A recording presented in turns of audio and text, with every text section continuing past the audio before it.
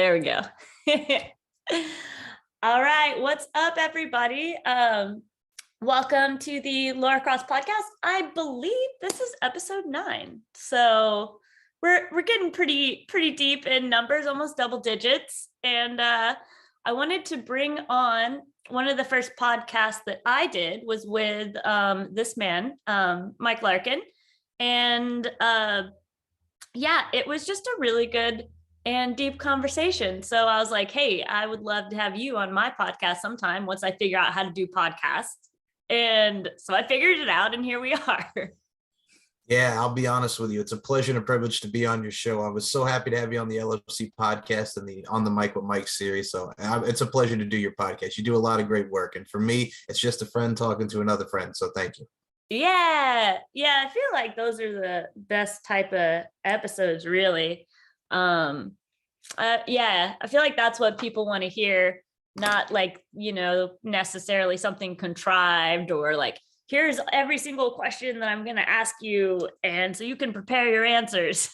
Absolutely. I think with my platform, I always like to provide a mixed bag. Like, it's serious, but at the same time, we're at the end of the day, we're people. So let's have a fun conversation, Yeah. So I actually feel like what I wanted to delve into a little bit initially is something a little different that I haven't talked about much before.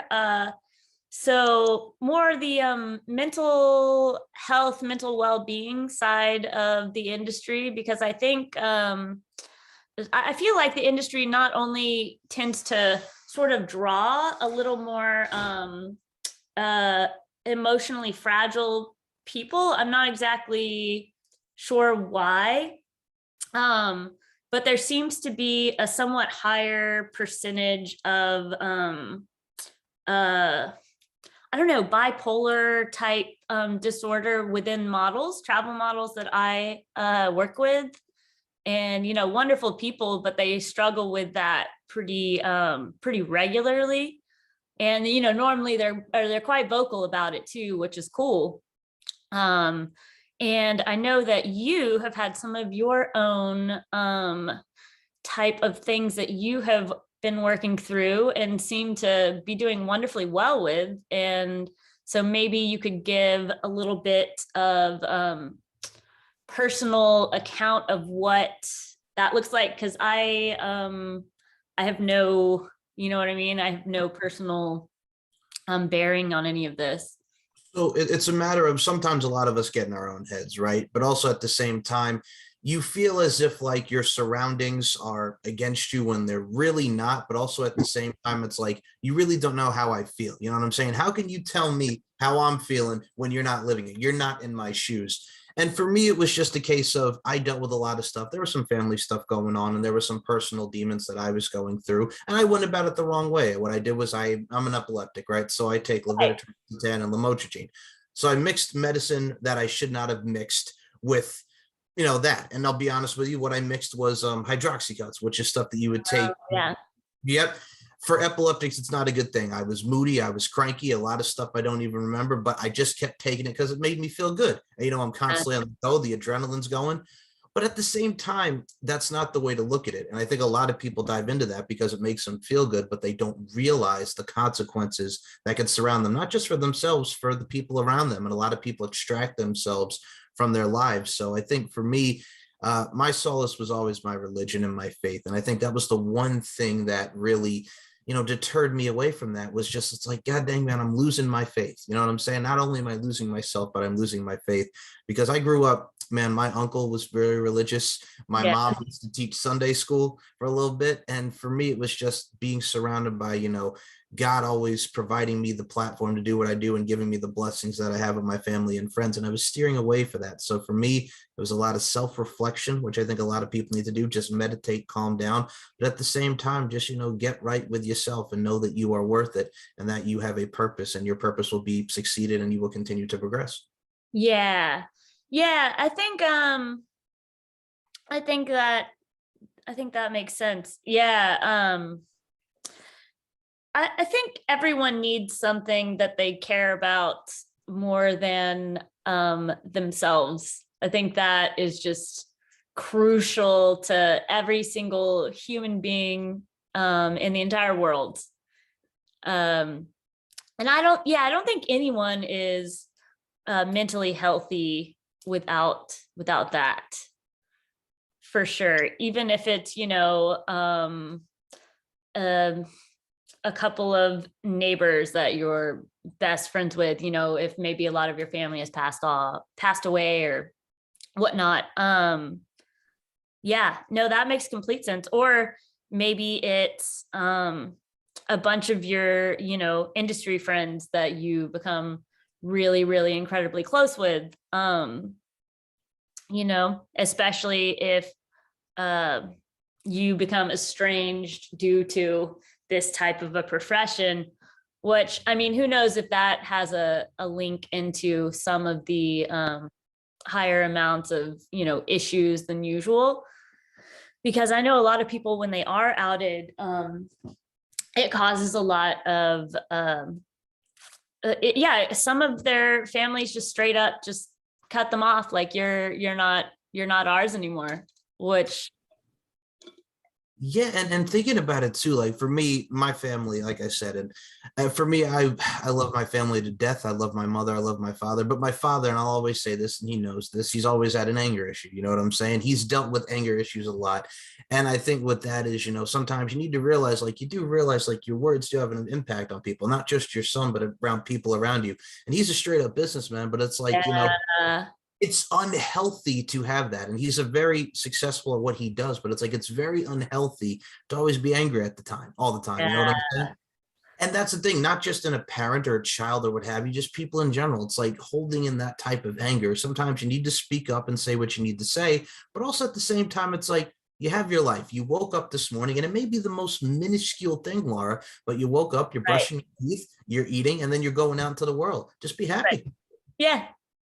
Yeah. And I think one of the biggest myths, especially in America, is that you are your own person and you don't affect everything else, because we just, by existing, we affect everyone that we're around all day. We affect the environment, whether we recycle, we don't recycle. We affect, the environment on what sort of plants we decide to plant in our landscaping. If we decide to keep the tree or cut the tree down, or what sort of products we buy and how much waste we make. So people just thinking that their choices and their moods and the way they are don't affect other people is a complete myth. Like we're not, we're independent, like we get to make our own choices, but they affect absolutely everything. And that's just how it is. What was that movie, like The Butterfly Effect? Butterfly. Yeah. Feel like that's a good throw out right here. Oh, absolutely. I mean, you look at the depiction of that movie where he's just like, he gets in his own thoughts. He's going back to a time that he wishes he could recreate. And it's very apparent because a lot of us in our lives wish that we could recreate some times and moments. But unfortunately, those time and moments have passed, and it's up to us how we move onward and upward to how we can, leave that in the past behind us and just continue to make a new. And I look at it from a stance too, as well. Sometimes the past can help us. And for me, my past was, I've always knew when I was a very upbeat, energetic, nerdy kid from Long Island. And I'll say that here right now, what I'm saying? I was the biggest nerd. I used to collect a lot of Backstreet Boys and Britney Spears stickers going to the Pathmark. I used to love to do it. That's what I loved. And that's what I enjoyed. Pop culture was my thing. Professional wrestling was my thing. And that was always what I tell people: just be yourself and just always go out there and just be who you are. You know what I'm saying? And I wasn't being who I was. I was becoming another person. I think sometimes we have to, we feel like we have to change with society and the times, but it's like, at the end of the day, if you're happy being you, then why flip the script, so to speak, So, did you start having some of the trouble when you were trying to be who you thought that society wanted you to be, or some social pressures, or what was that? So for me, I look at it from a stance too. Like I've been doing this for 6 years, the podcasting thing, right? And I love it. I've gotten to work with a lot of amazing people. I'm looking at one of them now. Oh, Uh, thanks. you're very welcome. No, but it's just like I'm not just a podcaster. Like, you know what I'm saying? I come onto this and I'm happy and I am. I mean, I'm doing my thing and I love it, but I'm just like, there's more to me. You know what I'm saying? Like you don't understand like what I'm going through. You know what I'm saying? You don't Yeah, understand like I'm actually a normal person. Like and it's just that the stress of this, sometimes you get burnt out with this. And it right. was just for me, like again, like some stuff that was going on with home. Just for me, yeah, that was mainly like it. It's like I'm more to this than just what you see in front of a camera or microphone. But I'm like, yeah, it was that and just the burnout. And for me, it's just like really realizing because you think what's negative is actually a positive. And I'm like, you know what, this is cool because I get to help people. And I've always said this, and I say this with my inspiring through words and actions and touching people's hearts. And I mean, I think that's the heart, pun intended, of the matter. So I mean, that was more for me, like the burnout and just like, you know what, man, I'm more to this. Actually, look at me as a human being, you know? Yeah, no, I think that makes complete sense. I also think that people shouldn't be afraid to take a break, like if Right. you need it. Just, if you are going down a bad road, you feel that burnout. I even think, and especially like, I mean, I know right around maybe the end of November, I just got done traveling for the majority of, 5 or 6 months or whatever. And I was like, man, I'm wiped. Mhm. I was like, I just, you just sort of have to have like that way extra action, like activation energy to get started in the day. And I was like, man, I need a freaking break. You know what I mean? So I just saw what I could reschedule like further down. And I was like, I'm gonna go on a vacation. I'm not allowed to work. I'm not allowed to. I like let people know I'm like not really gonna be texting very much. Love y'all though. Love you. You have to be like that. And I think what's great about it too is like, no, I've had that where it's like, yo, I don't want to go on social media. I don't want to text anybody. It's like plain out, just leave me alone. Let me have this vacation. Let me have time in myself and let me have the peace of mind. We all go through it. So no, I don't blame you. That's how you have to look at it. It's like you're not being a dick. Yeah. Like I need my space, right? Right. Yeah, yeah. No, that's exactly right. And yeah, and I took like another full almost 2 weeks right at Christmas, which was really cool. Like, I mean, I literally didn't do anything but just like work out and hang out with family, and that was it. But that's the simple moments and that's the time that we need is with our families. So absolutely. That's how it's got to be. Yeah, yeah. No, it was great. We like one of the kids got laser tag, and that was really cool. Like he I got like this kick butt like laser tag set for like 4 people. So we would just switch up like tournaments, this team of four, this team of four. And then anyways, I just thought that was neat. Like everybody took part in this ridiculous outdoor laser tag thing. Like I don't know how many families get to do that. But no, it's the simple things. I mean, I wasn't the laser tag kid and I love laser tag, but for me, just going out in the backyard, have the basketball hood up, just shooting hoops and just, just chilling like that or riding a bike. That was my simple things. You know what I'm saying? Just shooting hoops, riding a bike. I was happy. So I get that laser tag. And that's what a lot of people even do a lot of nowadays because we're so stifled with the video games and that's cool. It's like, let's actually go outside. You know what I'm saying? Nobody goes outside Yeah, hardly anymore. yeah, yeah, for sure. Well, cool. Yeah. So, all right, let's talk a little bit about LFC, lingerie fighting. Well, I'll let you introduce. Tell me about LFC and tell me how you got involved and just sort of your story there. So as far as LFC, for those that don't know what it is, it's Lingerie Fighting Championships. And I'm just going to say this now because I am on your show. You, my friend, are a prospect. So you can check out Laura Cross's profile on lingerieFC.com. Yes, there it is. So for me, it's a stance of it's women's mixed martial arts. It was like it started as a mockumentary for like UFC. And Sean Donnelly, the CEO, is amazing at what he does. So shout out to Sean. It started as a mockumentary, and then it became this big thing around 2015. And doing my research on it. It's funny because I had interviewed Ali Parker, who has done sessions wrestling and professional wrestling. And as I was doing notes and really preparing for the interview, I saw this character, Ali Baby Doll Parks. And then I really did more into LFC and looking into it. I'm like, oh, this is pretty cool. Because, there is women's mixed martial arts like you have Invicta, which is Shannon Knapp's promotion. There's women UFC. And I'm like, this is a nice interpretation of sex appeal and professional wrestling mixed with MMA. And it's cool and has that reality show vibe to it. Yeah. So I'm like, what? This is not bad. And also it coincides with the session world because a lot of girls that are in LFC are sessions wrestlers. So I'm like, I want to dive into this more. So I started interviewing talent such as there was one Serena Honey Punch Kyle. She's sweet as honey, but she packs a hell of a punch. And there were people like Jessie El Toro Santos and Danielle Cowbell St. Pierre and so many on-screen figures and Sean Donnelly himself. So I'm like, you know what? I want to keep doing more of these. And by the time we got forward, they needed an official podcast host. And I had talked about it, but, it finally came into fruition around the 2019 time period.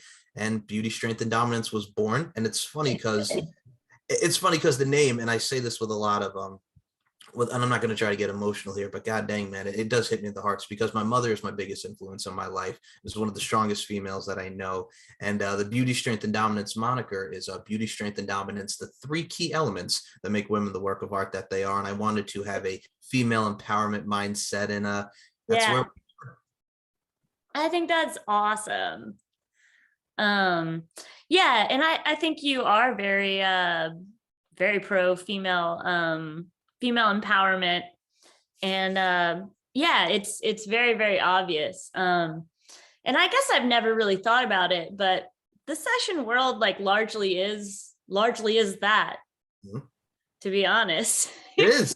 I guess that's why I love it so much. I really thought about it. Jennifer Thomas and I had this conversation, who is Jenny Bloody Valentine in LFC. Jen's like, well, it's like LFC is pretty much like session girls. And I'm like, it is, if you really think about it. Yeah, I just think I love that it involves on an actual real time a performance. It's it's acrobatic. It's acting. It's they have all of this choreography, and I think that it's really, really impressive. And I think it's really awesome and fun. It's so complicated,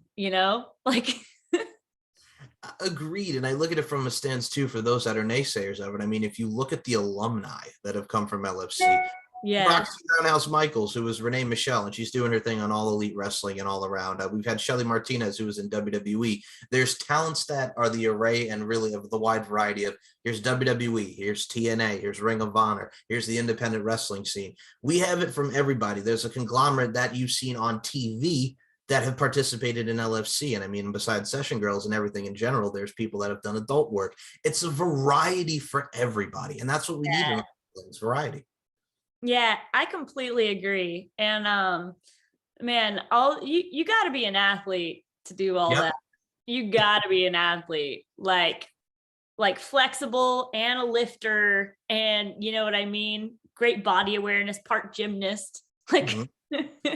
Well, that's the thing I always tell people. Don't come into it thinking it's just girls rolling around in lingerie, and they don't realize the fitness and the finesse and everything that goes into it. I mean, it's you have to be in the right amount of shape. You have to go in there and make sure everything is up from your cardio and everything. Pretty much I say, to put it bluntly to you, Laura, don't come in here and bullshit. Don't come here and pussyfoot. Just come. If you're serious about this, be serious. Don't fuck around with it. To put it bluntly, don't fuck around with it. Yeah, exactly. Because I mean, your partners out there are depending on you, to be able to perform the moves and keep them safe as well as yourself. Absolutely. And I think as someone, I do the podcast for, but I'm also very serious on people who I interview, because again, though I love giving people the platform to tell their stories. And for me, always with interviewing, it's about accommodation and comfortability. And I want to make my guests feel comfortable. And I look at it from a stance too, as well. It's if you're going to come on here and be meh about it, I don't want to work with you. You know what I'm saying? And I'll say that because if people don't have the passion and they don't have that fire that they see with the LFC product and don't really have that same vision that it is, I mean, it's just then why are you wasting my time? You know what I'm saying? I don't be mean, but it's why are you wasting my time? Yeah, I was super bummed. They LFC had an opening, um and I got emailed to be able, to ask for me to come fill in, and I really wanted to. And I was like on a tour, Oh, with like all these deposits paid, and I can't just be like later. no, I completely understand, but I'm sure we'll be on we'll see each other at an LFC event. I mean, I was the announcer for the last one. I can't wait to meet you and give you a big old hug. Yeah, I was super bummed though. I don't blame you, but at the same stance, Laura, I gotta say, I always say trust the process and the journey, and that journey will lead you to LFC. And personally, I think you're going to be a great fit for what you do in the sessions world and your overall vibrancy and your cadence. I think you'll do very well. Yeah. Oh, I was gonna tell you, I got to work with Jillian Hex. Yo, nice. She's so cool. Like, she's so cool. She's such a good actress. And she's fit, and she's strong. Yeah, she's just whole package, like total triple threat. He is one of my absolute favorites. A very intense performer and a very entertaining performer inside the Yeah. LFC and the LFC auspices. But outside that ring, she is probably one of the most sweetest people in the world. Much love to Jolie. Yeah, absolutely.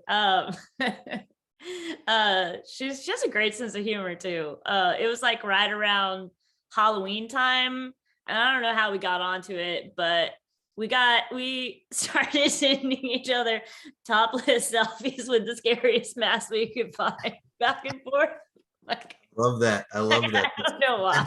Well, that sounds like something Jolene would do. And I look at it from a stance too as well. Not only is she entertaining in that stance, one of the funniest things she ever told me was, it's like, I'm going to go in there, I'm going to kick your butt, but hey, you want to go out for ice cream after that? I'm like, that's nice. You give them a little sourness, but then you get them sweet. You're like a Sour Patch all at one. I think I know how that started. I think I had asked her, like, hey, can I get a contact photo? And she sent me a Oh my goodness. So anyways, that was hilarious. That is her contact photo though. That's just I followed through. but yeah. What else was I gonna say? Oh, me and Sarah Brooke are gonna be shooting in March. So put that on the calendar. We're just gonna call for customs and see what we get and shoot all night. Oh my goodness, I'm smiling about that. That's a double team right there. That's a tag team. You and Sarah Brooke, Sarah the Beast Brooke. Nice. Yeah, I don't know if anyone's gonna be brave enough to try to get a double session, because I think they might die.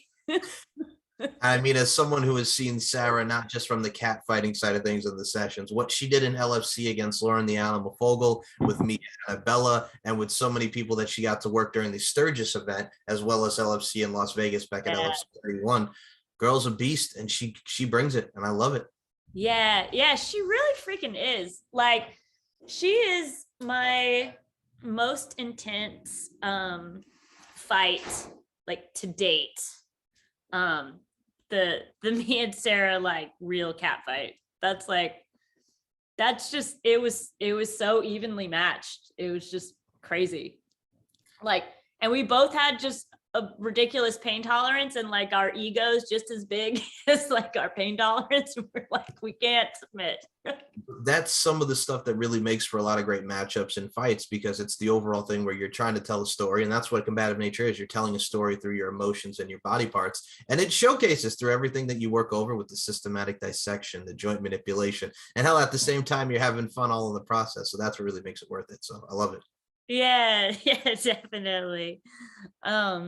So what is on the horizon for you in 2022? For me, just to do like I did at the last LFC 35 Booty Camp 3D on Halloween, do some more ring announcing. I mean, I'll be honest with you. I felt like Ricky Bobby holding that mic. I don't know what to do with my hand. You know what I'm saying? After his first race, I was nervous, because usually I'm in front of the camera. I got my mic here and we're doing podcasts, but I'm like, man, like, you don't realize. Yeah. And And this is live on pay-per-view, Laura. It's live on pay-per-view and you're on demand and it's the website. But it was great because for me, and I'm going to tell you right now, this is one of the most touching stories I had at the event. Tommy Bell, who's a great artist, follow him on Instagram at Tommy Bell Art. He was a judge at the event, right? Tommy comes in, he's all smiles, he's nervous, and I shake his hand and he looks at me and he goes, you know, Mike, it's an honor to shake your hand. And I'm like, that right there, here's why I touch on my heartstrings. Again, growing up as a young kid, Long Island, New York, nerdy kid. I'm just a dude that likes wrestling and pop culture. And I think you start to realize it's like, man, like what you do has an effect and it brings and evokes emotions out of people. So that really touched my heart, and just hugging all those girls and seeing them and just the smiles. It took it all in, being at that FSW arena in Las Vegas, Nevada. So that was a hell of a time. So that is what I'm looking forward to in 2022. More ring announcing, more podcasting, and really just living, just living my life. Heck yeah. Well, would you mind shouting out where everyone can find you and your podcast and all of your work, learn a little more about you? Yes, ma'am. So you guys can check me out, StephenMikeShow.com. It's the old S&M Show podcast network. Steve and I started it back in 2015. It's the Stephen Mike Show. We're laughing, we're singing, we're dancing, we're talking about things that are happening in current affairs. I got On the Mic with Mike on there, which you can hear this lovely face right over here on there, where I interview people of all facets of life, from the adult entertainment industry, session industry, wrestling industry. Hell, I've had people that I grew up watching on Nickelodeon, like Christy Knowings from all that. For me, it's stuff like, thank you. It's stuff like that really makes me happy. You know what I'm saying? Giving people the platform to tell their stories. And LFC, it's lingerieFC.com. It's lingerieFC.com/podcast, where you can get the Beauty, Strength, and Dominance podcast. Audio platforms, SoundCloud, Stitcher, TuneIn, iHeartRadio, and of course on my YouTube, just type in Mike Larkin and it'll be on the YouTube, which also you can see this lovely face on the LFC podcast. Shouting out you, Laura Cross. And now we're on Roku. Type in the LFC network, download it on your Roku streaming device, where you can see, and I'm pointing at you again, this podcast that Laura and I did for LFC, and so many great focuses. We're on Roku. And if I ever told what I told you, I thought I was on Roku, I would have told you were nuts back in the day. But no, there's a lot of great stuff going on. And I'm so excited, exuberant to tell people at SM Show 1, MCL92 on Twitter. I'm an easy find. Just say hello, send me a message, and I'll talk to you. I'm very easy to converse with. And M Larkin, MB, and Larkin_92 on Instagram. There's a lot of links, and I'll send them over to Laura. So you all can that'd be perfect. I'll just post them all. Thank you. No, I appreciate that. I make sure to make myself accessible in all different forms of social media, not just for my work, but if anybody needs to talk, I'm an easy listener. My DMs are always open. So I love helping people. Yeah. Well, cool. Is there anything else you want to say before we wrap? I do. I just want to say thank you so much for having me. And I definitely want to do a round 2 on your podcast and just come on. And we'll definitely do another one on the LFC podcast in the future this year, which I'm looking forward to, because you always got a lot going on. And it's always a great time talking to you. As I said, I've had a blast doing this. And I hope you guys enjoy this podcast. I hope you all enjoy my work, support myself, support Miss Laura Cross, and just keep on living. And let's rock it in 2022. Let's rock it in 2022.